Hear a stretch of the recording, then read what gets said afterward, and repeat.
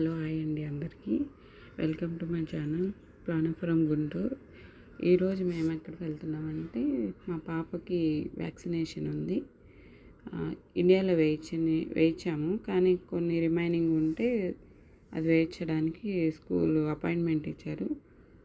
First day school admission start అయిన రోజే మేము రిజిస్ట్రేషన్ ఫామ్ ఫిల్ చేసిన మన డీటెయిల్స్ ఇవ్వాలి. పేరెంట్ డీటెయిల్స్, పాప డీటెయిల్స్, జస్ట్ అవి బేసిక్ డీటెయిల్సే.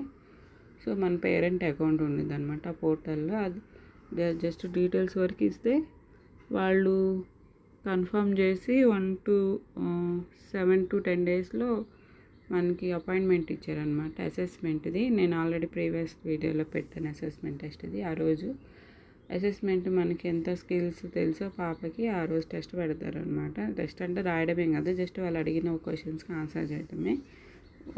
అప్పుడు టెస్ట్ అయిపోయాక 4 to 6 వీక్స్లో మీకు మెయిల్ వస్తుంది, మీరు ఏ స్కూల్లో కన్ఫర్మ్ అయిందన్నారు. సో 5th వీక్లో వచ్చింది. 5th వీక్లో రాగానే 7 డేస్లోకి ఫామ్ ఫిల్ చేయాలని ఉంది. ఇంక మేము ఆ రోజే ఫిల్ చేసాము.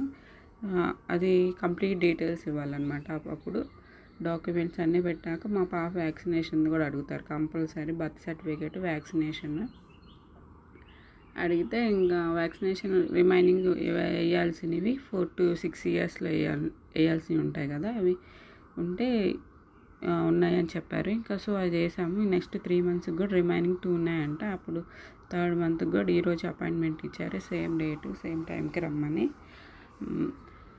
పాపం ఇంకా డల్లుకి కూర్చుంది, ఇంజెక్షన్ చేశారని చెప్పి.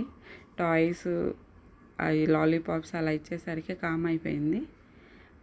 చాలాసేపు దాకా డల్లుకి కూర్చుంది.